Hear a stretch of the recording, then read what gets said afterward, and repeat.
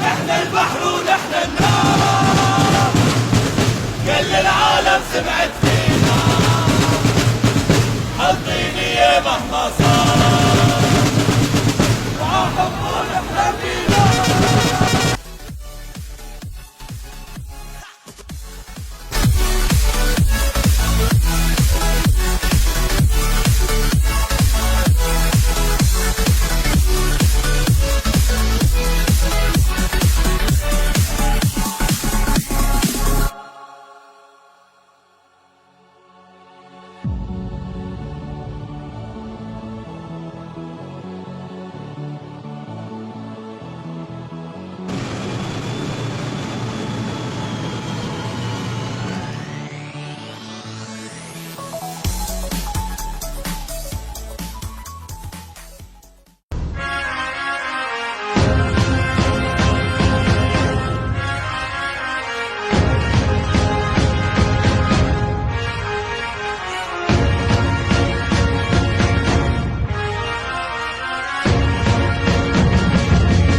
شوف بعينك مهما صار، أهل الوفا حطي نية، قاتل أجل الشعار، وحطين الغالي علي.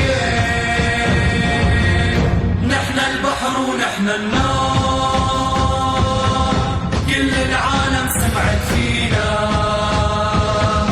حطيني مهما صار،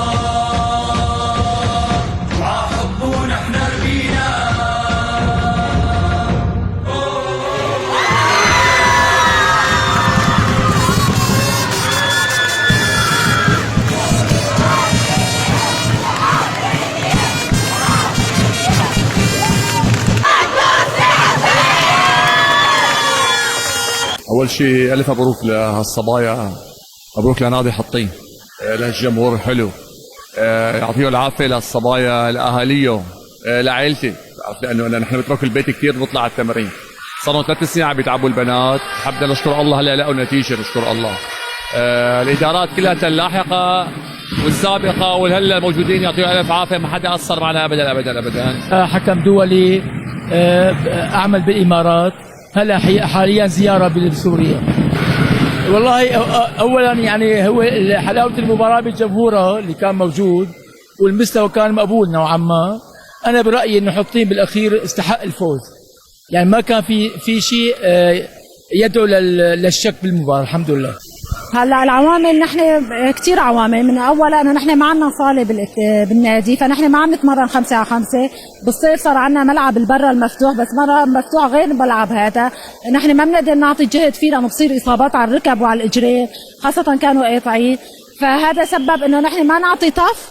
بنفس الوقت معنا صاله، وهي جيم تف، يعني انتم شفتوها جيم كلوز جيم، فانت لازم تكون محضر لها كثير بكل ما، يعني انت اذا فوتت شغله صغيره عم بياخذوا باسكت، نحن فوتنا شغله صغيره، هن فوتوا شغله صغيره، نحن عم ناخذ باسكت، فكانت كلوز جيم.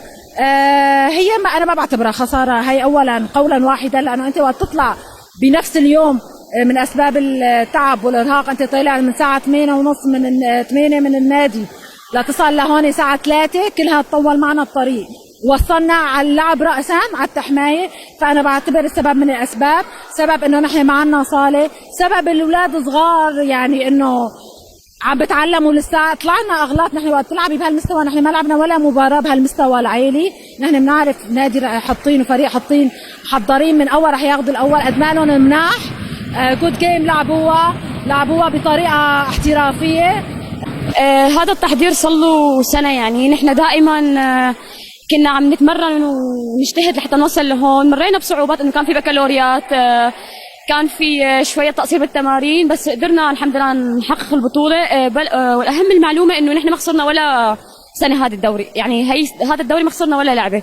حتى حققنا قبل بسنة بطولة 3 على 3 بالشام، كمان طلعنا الأول، وكمان هي السنة كمان طلعنا الأول بسيدات الدرجة الثانية، فتأهلنا على الدرجة الأولى. فموسم حطين بامتياز، انبسطنا واخذنا خبرة كثير منيحة.